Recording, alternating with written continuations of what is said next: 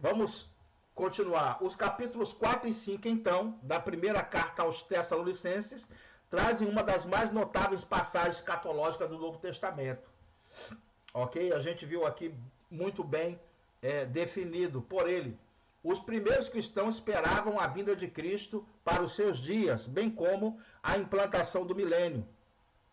Eles jamais poderiam imaginar que haveria 2000 anos de intervalo. Vamos começar a tratar aqui da questão do intervalo. Isso é importante, porque a Bíblia mostra parênteses, intervalos de tempo. Quando você lê os textos do Antigo Testamento falando sobre Jesus Cristo, entendia-se que ele, quando nascesse, ele iria crescer e iria direto governar. Não era assim, a partir de Jerusalém? Mas veja que não foi assim. O reino foi oferecido aos judeus, eles disseram não, e por que eles disseram não? Então Cristo foi para o seu lugar. E nessa ida de Cristo ao céu já vai 2000 anos de intervalo. O reino não foi estabelecido imediatamente. Tanto é que os discípulos perguntam: Mestre, é nesse tempo que restauras o reino a Israel? Porque havia promessa de um governante governando a partir de Jerusalém. E os discípulos pensavam que seria imediatamente. Mas observe que Cristo fala: não vos compete saber tempos ou épocas que o Pai reservou para a sua inteira autoridade. Então, o reino não foi implantado imediatamente. Cristo foi ao céu, já vai 2000 anos de intervalo. O grande problema é que o pós-tribulacionista diz que só a segunda vinda, não tem mais nenhum outro intervalo. E é lógico que vai haver um intervalo, porque outros textos nos mostram esse intervalo. Vai haver um intervalo de 7 anos. Tem que haver um intervalo de 7 anos para a igreja nesse sentido. Porque a igreja vai ser arrebatada, vai ficar 7 anos com Cristo no céu, e para quem estiver vindo aqui, para os judeus será a vinda, a primeira vinda. Para nós vai ser a segunda vinda. Para eles, para o judeu, vai ser a primeira vinda, porque tudo vai acontecer para eles ao mesmo tempo. Eles vão reconhecer Jesus e depois Cristo virá para reinar com eles quando ele voltar, né, depois dos 7 anos. Mas existe, a gente está vendo por esses textos, existe uma vinda particular para a igreja. É isso que o pós-tribulacionista ainda não entendeu. E existe um intervalo aqui. E essa questão de intervalo, ela pode ser vista em vários textos, como eu vou mostrar a partir de agora. Veja, olha só, Cristo tenta mostrar uma outra realidade para eles, para a igreja, mas eles não compreenderam a realidade de que iria passar uma temporada no céu. Então, Cristo, ele insere a doutrina do arrebatamento aos poucos. Ele fala de forma leve em João 14, mas a revelação do arrebatamento completa ele deu a Paulo. Tanto é que ele fala: eu recebi por palavra do Senhor isso. Os que morreram em Cristo ressuscitam primeiro. E, veja, por palavra do Senhor. Porque foi o próprio Cristo que apareceu para ele e mostrou a doutrina do arrebatamento para ele. Por isso que ele fala por palavra do Senhor. É mais ou menos como o texto da ceia, quando ele fala: eu recebi do Senhor o que também vos entreguei. Ou seja, a ceia do Senhor foi entregue a Paulo diretamente. Eu recebi do Senhor o que também vos entreguei. Quando ele vai falar da ceia. E o arrebatamento também, a doutrina do arrebatamento foi revelada para Paulo. Então, dos escritores do Novo Testamento, aquele que mais trouxe revelações sobre o arrebatamento foi Paulo. Nós vemos o arrebatamento lá acontecendo no Apocalipse, através de o arrebatamento de João, uma figura, é um tipo, mas não abertamente como foi mostrado para Paulo, né? Alguns escritores do Novo Testamento falaram sobre o arrebatamento, mas não abertamente, não diretamente, como Paulo tratou, porque ele recebeu direto de Jesus essa revelação. Jesus deu direto para ele, por isso que ele fala: eu recebi por palavra do Senhor isso. Aí ele vai dizer que os que morreram em Cristo ressuscitam primeiro, e nós, os vivos, seremos arrebatados. Veja que a revelação do arrebatamento foi Cristo que deu para Paulo. Então, essa questão do intervalo de tempo não era sabido. não era dito abertamente. Jesus deixou alguns nuances que a gente vai começar a ver agora. Esse intervalo de tempo onde a igreja precisa estar no céu. Ela precisa estar na glória. Ela precisa estar lá para se cumprir o que Jesus falou, principalmente aqui em João 14. Olha só o que Jesus vai falar em João 14. Ele diz: não se turbe o vosso coração, credes em Deus, crede também em mim. Olha só como é que é o apelo dele para dizer: crede em Deus e crede em mim. Jesus está implorando para se crer nele. Ele vai dizer: na casa de meu pai há muitas moradas. Moradas aqui é a palavra mone, no grego, que significa habitação, moradia, casa mesmo. Ele diz: se assim não fora, eu vou-lo teria dito, mas vou preparar-vos lugar. Olha só, Cristo dizendo que é o céu preparar lugar para a igreja.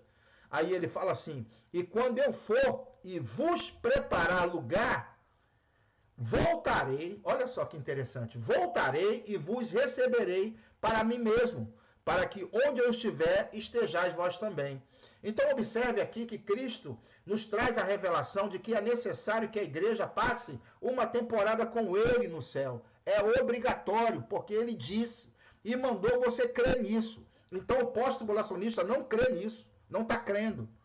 É falta de fé mesmo. Não está crendo que vai passar uma temporada no céu. Ele diz: não se turbe o vosso coração, crede em Deus. Olha só, está implorando. Crede também em mim. Ele diz: na casa de meu pai há muitas moradas. Eu vou preparar lugar para vocês, para que quando eu estiver, vocês vão estar também. E ele fala: eu voltarei, ó. Veja que é necessário que se entenda que tem uma vinda para a igreja. Ele fala: eu voltarei e vos receberei para mim mesmo. E Paulo mostrou como isso vai acontecer em 1 Tessalonicenses 4, esse encontro com o Senhor. Como que vai acontecer no arrebatamento. E a gente vai se encontrar entre nuvens. Veja que existe uma diferença entre segunda vinda e arrebatamento. A segunda vinda é após a tribulação. A segunda vinda todo olho verá. E na segunda vinda, Cristo pisa na terra para estabelecer o seu reino. Agora, no arrebatamento é diferente. É antes da tribulação. No arrebatamento, o encontro com o Senhor é nos ares e é invisível. É invisível aos olhos dos demais. É uma vinda em secreto, para se cumprir o que ele falou aqui em João. Então é obrigatório que a igreja suba aos céus. Então a ideia do pós-tribulacionista de que a igreja é arrebatada, sobe e desce ao mesmo tempo, não faz sentido, porque tem que se cumprir João. Ou Jesus está mentindo e Deus está mentindo aqui. É mentira deles. Ele está implorando para vocês crerem nele. Ó, vamos passar uma temporada no céu. Ele diz. Aí alguém pode dizer: não, pastor, esse negócio de que a gente vai estar com ele nas moradas celestiais, isso é quando morrer. O espírito e alma, né? Eles falam, é quando o crente morre, ele vai estar com Jesus. Não é isso, não. Aqui, quando o crente morre, espírito e alma vai estar com o Senhor. Ok? Mas o texto diz que Jesus volta para receber. Não pode ser o crente quando morre, porque Jesus volta para receber. Ele fala: eu voltarei e vos receberei. Porque quando o crente morre, ele vai estar com o Senhor. Mas nesse caso aqui, ele está falando sobre o arrebatamento. Porque Cristo volta para receber a igreja nos ares, como está escrito em 1 Tessalonicenses 4. Deus usou Paulo ali para mostrar como esse encontro aconteceria. Cristo vem no meio do caminho recepcionar a igreja, para conduzi-la ao céu, para ficar 7 anos com ele. É obrigatório que a igreja passe 7 anos no céu. Ou então, desapareça com o texto de João 14. Suma com esse texto daqui, desapareça com ele, porque esse texto é bem comprometedor. Eu estou te mostrando que tem que ter um intervalo de 7 anos, onde a igreja vai ter que ficar no céu com Cristo. Ok? E vou te mostrar até o final dessa live os textos, a igreja voltando com Jesus. Ora, se ela está voltando com Jesus, como que ela pode estar atravessando a tribulação? É uma loucura. Vamos continuar aqui. Isso aqui é estudar a Bíblia com categoria, viu? Com calma. Mostrando os textos, abrindo, não é só narrativa. Tem muita gente aí ensinando só narrativa. Abre os textos, mostra aí bem direitinho. Direito para os irmãos entenderem. Nesse caso, seria inserido mais um intervalo de 7 anos. Já tem um intervalo de 2000 anos, não tem? Que Cristo está no céu? Intervalo. O reino não foi estabelecido ainda. Agora, tem um intervalo de 7 anos, onde a igreja precisa estar com Jesus para se cumprir João 14, do 1 ao 3. Vamos seguir aqui, ó. Desde o Antigo Testamento, a Bíblia sempre trabalhou com intervalos. Eu quero te mostrar. Existe mais de 12 citações de parênteses no programa divino, no programa de Deus. Veja só o intervalo profetizado entre a primeira vinda de Cristo e a segunda. Olha só. O Espírito do Senhor, Deus, está sobre mim, porque o Senhor me ungiu para pregar as boas novas aos quebrantados. Enviou-me a curar os quebrantados de coração e a proclamar libertação aos cativos e pôr em liberdade os algemados e apregoar o ano aceitável do Senhor e o dia da vingança do nosso Deus. Ele vai dizer, a consolar todos os que choram. Depois, a pôr sobre os que em Sião de luto estão uma coroa ao invés de cinza, óleo de alegria ao invés de pranto, veste de louvor ao invés de espírito angustiado, a fim de que se chamem carvalho de justiça, plantados pelo Senhor para a sua glória. Observe aqui que esse texto, Isaías 61, vai ser citado por Jesus em Lucas. E Jesus já sabia do intervalo e ele vai ler até um certo ponto, porque ele sabia que ele não iria se cumprir em sua totalidade na sua primeira vinda. Vamos ver aqui, Jesus citando o mesmo texto de Isaías em Lucas 18. Olha só, o Espírito do Senhor está sobre mim, pelo que me ungiu para evangelizar os pobres, enviou-me para proclamar libertação aos cativos e restauração da vista aos cegos, para pôr em liberdade os oprimidos e apregoar o ano aceitável do Senhor. Então, tendo fechado o livro, devolveu ao assistente. Veja que ele não lê o dia da vingança, a consolar todos os que choram, a pôr sobre os que em Sião estão de luto uma coroa ao invés de cinza. Ele não lê essa segunda parte. Por que ele não lê? Porque isso só ia se cumprir após a sua segunda vinda. Porque na sua cabeça, Jesus já sabia que o reino seria rejeitado pelos judeus. E que ele não poderia, então, implantar o reino na sua primeira vinda. Então, o que aconteceu? Ofereceu o reino, eles não quiseram, Jesus foi para o seu lugar. E a igreja, então, entrou no plano profético. Ok? Mas os judeus estão de fora. Então, a segunda parte, que é o dia da vingança, que é a tribulação, a consolar depois os que choram sobre Sião, que é a restauração de Israel, e trazer uma coroa ao invés de cinza, isso aí só vai se cumprir depois da segunda vinda. Então já tem um intervalo então de 2000 anos. Veja que essa questão do intervalo, ela é vista no Antigo Testamento em muitas passagens. Olha aqui esse aqui, ó. Oséias 5,14. Olha só o intervalo. Porque para Efraim serei como leão, e como leãozinho para a casa de Judá. Efraim e Judá se refere a todo Israel. Ok? Eu mesmo os despedaçarei e ir-me-ei embora. Arrebatá-lo-ei e não haverá quem livre. Despedaçar, arrebatar, cortar. Se refere ao corte que a nação teve. A nação de Israel foi cortada.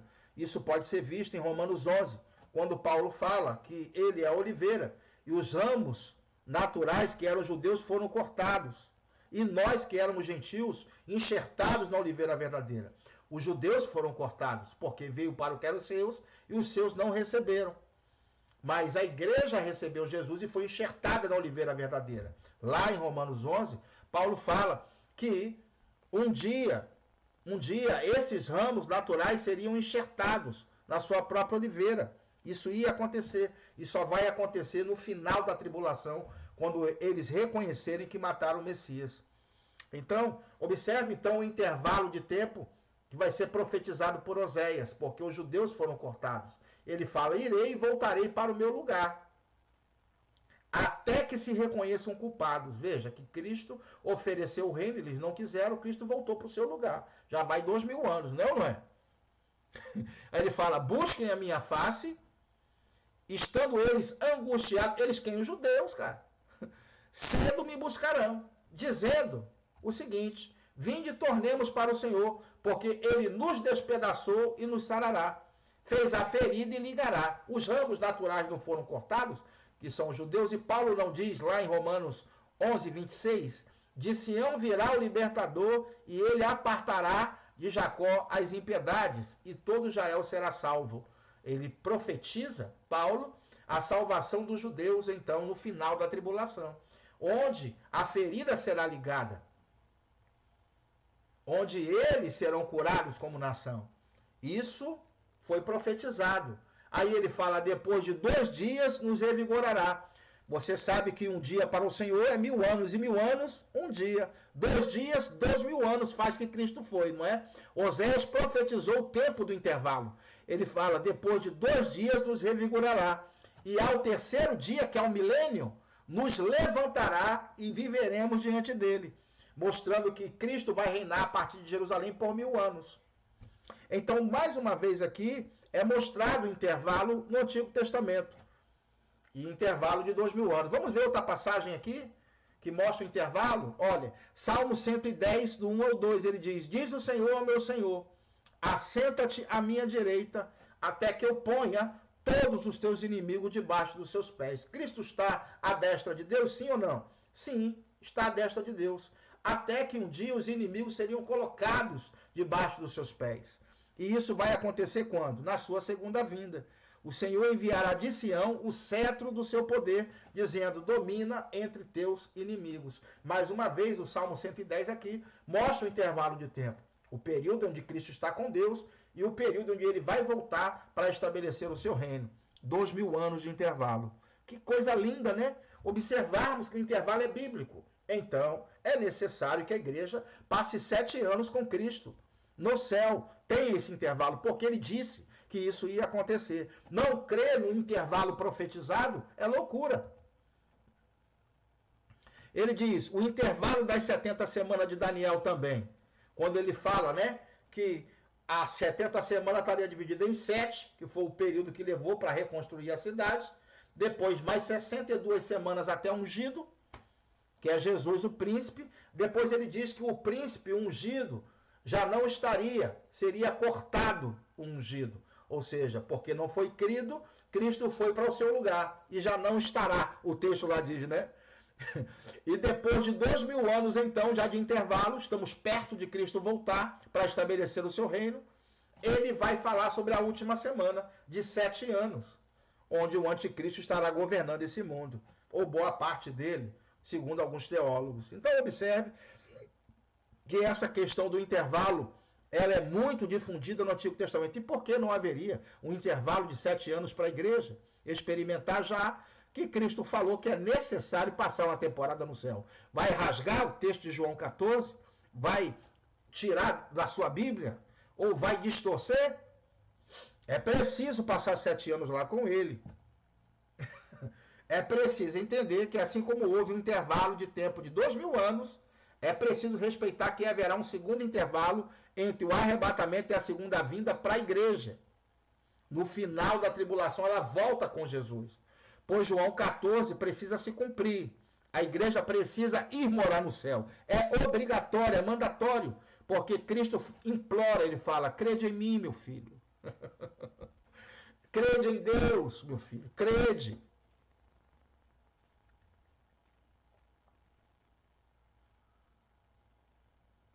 Maravilha.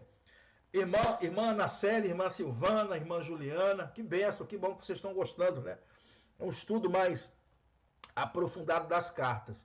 Acho bom vocês salvarem esse link aí, porque depois vocês não vão poder acessar.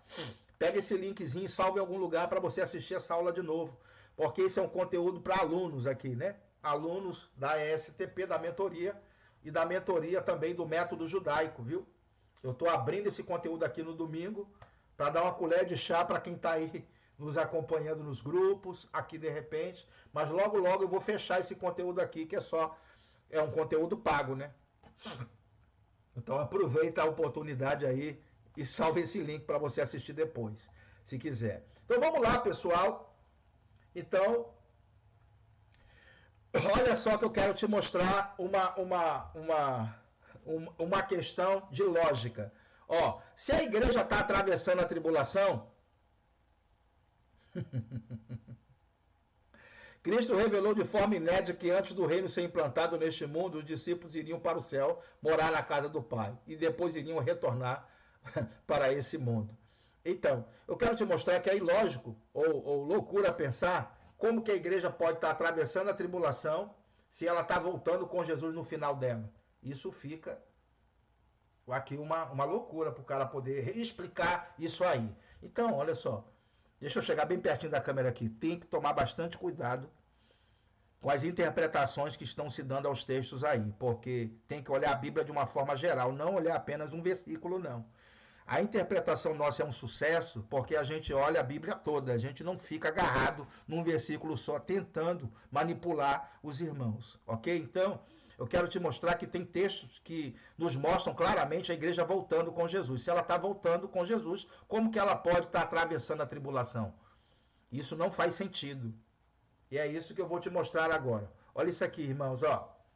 Depois destes profetizou também Enoque, o sétimo, depois de Adão, dizendo: eis que vem o Senhor com milhares dos seus santos. Ó, se ele está voltando, aqui é a segunda vinda. Enoque, que vendo a segunda vinda. E Judas repetindo o que Enoque disse. Para fazer juízo contra todos e condenar dentre eles todos os ímpios, por todas as suas obras de impiedade que impiamente cometeram, e por todas as duras palavras que ímpios pecadores disseram contra eles. Então, me parece que existe aqui uma evidência clara de que a igreja volta com Jesus. Ele fala: eis que é vindo o Senhor com milhares de seus santos. A igreja voltando com Jesus. E não adianta dizer aqui que são anjos, e embora anjos voltem com Jesus, fica claro por outros textos que esses santos aqui se referem aos crentes voltando com Jesus no final da tribulação, comprovando que subiu antes para estar 7 anos com Jesus, comprovando o intervalo de 7 anos para a igreja. Vamos lá, que é um povo especial. Você precisa entender que você é especial. A igreja não é qualquer povo, não. A igreja é o povo de Deus, meu irmão. A igreja é o povo do Senhor. Povo de propriedade exclusiva. Não é qualquer povo. Olha só, Apocalipse 17, 14. Isso aqui não tem como eles explicarem. Ó. Estes combaterão contra o Cordeiro. Estes quem? Os exércitos do anticristo. Diz: estes combaterão contra o Cordeiro e o Cordeiro os vencerá na segunda vinda, quando ele vier. Porque é o Senhor dos senhores e Rei dos reis. Ele fala: vencerão os que estão com ele. Olha a igreja voltando com Jesus aqui. Chamados eleitos e fiéis. Isso aqui não tem como você apagar da sua Bíblia. Tem como? A igreja voltando com Jesus, vencerão os que estão com ele, chamados eleitos e fiéis. A igreja voltando com Jesus no final da tribulação. Como que ela pode estar atravessando a tribulação se ela está voltando com Jesus? É fácil você enganar quem não conhece a Bíblia. É fácil. Agora engana aí. Eu quero ver. Sai dessa aí que eu quero ver. A igreja voltando claramente com Jesus no final da tribulação. Então, é muito bom colocarmos os pés no chão e nós, como crentes, temos que difundir esse conhecimento. A minha oração aqui é que você pegue esse vídeo e compartilhe com o máximo de pessoas que você conhece aí, principalmente com o pós-tribulacionista. De vez em quando eles vão vir com as mensagens mal criadas lá, mas eu sei como lidar com eles, viu? Mas você pode pegar e compartilhar, porque a igreja está voltando com Jesus, como que ela pode estar atravessando a tribulação? Não tem cabimento um negócio desse. Olha só o 19, como é claro, ele diz: regozijemo-nos e demo-nos glória. 19 é a segunda vinda, olha só. Porque vindas são as bodas do Cordeiro. Ele diz: e já a sua esposa se aprontou. Veja que ele não chama mais de noiva, já esposa, porque nesses 7 anos com Cristo no céu, já nos casamos, ok? Já é esposa. Ele fala: e foi-lhe dada como para se vestir, e foi-lhe dado que se vestisse de linho fino. Ele diz: puro e resplandecente, porque o linho fino são os atos de justiça dos santos. Veja que o linho é fino, puro e resplandecente. Como ela está vestida? Presta atenção, viu? Linho fino, puro e resplandecente. Porque o linho fino são os atos de justiça dos santos que estão voltando com Jesus, que a gente leu. Vamos continuar. Aí ele fala: e vi o céu aberto. Eis um cavalo branco, e o que estava sentado sobre ele chama-se Fiel e Verdadeiro, julga e peleja com justiça. Os seus olhos eram como chama de fogo. Sobre a sua cabeça havia muitos diademas e tinha um nome escrito que ninguém sabia, senão ele mesmo. Estava vestido de veste tingida de sangue e o nome pelo qual se chama é a palavra de Deus. Agora, e seguiam-no os exércitos que estão no céu. Vestido como? Os exércitos que estão no céu em cavalo branco. Vestido como? Vestido de linho fino, branco e puro. O texto de Apocalipse 19, 14, nos revela que os santos que estão voltando com Jesus, de fato, é a igreja. Vestido de linho fino, branco e puro. Porque o 7 diz que ela está se preparando, vestido de linho fino, branco e puro. E o 14 mostra a igreja voltando com Jesus. Ora, se ela está voltando com Jesus, como que ela pode estar atravessando a tribulação? Então, irmãos, olha, é importante você aprender essas coisas. Não interprete a Bíblia com um versículo só. É importante você amarrar com os demais. Eu estou provando aqui por A mais B que a igreja não atravessa a tribulação. De maneira nenhuma, nem que você queira. Tem um vídeo aqui no meu canal, 7 razões pelas quais a igreja não passa pela tribulação. Assista. É 2h30 de live. Assiste que vai valer a pena, viu? Assim, o Cristo introduziu a doutrina do arrebatamento, o que mais tarde foi completada por Paulo. Paulo recebe a revelação direta de Jesus por palavra do Senhor. Existe uma similaridade notável entre os dois textos, entre João 14 e 1 Tessalonicenses. Vamos ver? Olha só esse quadro aqui que interessante. Se você pegar João 14, onde ele fala, na casa de meu pai há muitas moradas, se não fosse assim, eu vou-lhe teria dito. Eu vou preparar-vos lugar para que onde eu estiver, vós estejais também. Eu voltarei e vos levarei para mim mesmo. Veja que ele vem receber a igreja, né? E 1 Tessalonicenses também, vos declaramos por palavra do Senhor isso. Os que morreram em Cristo ressuscitam primeiro, depois nós, os vivos, os que ficarmos, seremos arrebatados juntamente com eles entre nuvens e estaremos para sempre com o Senhor, ao encontro do Senhor nos ares, né? Estaremos para sempre com o Senhor. Existe uma similaridade entre os dois textos. Vamos ver aqui as expressões. Olha só, versículo 1, perturbe. Versículo 13 de 1 Tessalonicenses, entristeçam. Aí depois, versículo 1, creiam. Versículo 14, cremos, nós cremos. Depois, versículo 1 de João 14, Deus e mim, né? Aí, 1 Tessalonicenses 4, versículo 14, Jesus e Deus. Depois, teria dito a vocês, Tessalonicenses, dizemos a vocês, João, eu voltarei. 1 Tessalonicenses 4, vinda do Senhor. João 14, ainda, versículo 3, os levarei. 1 Tessalonicenses, arrebatados, mostrando como nós seríamos levados por meio de arrebatamento.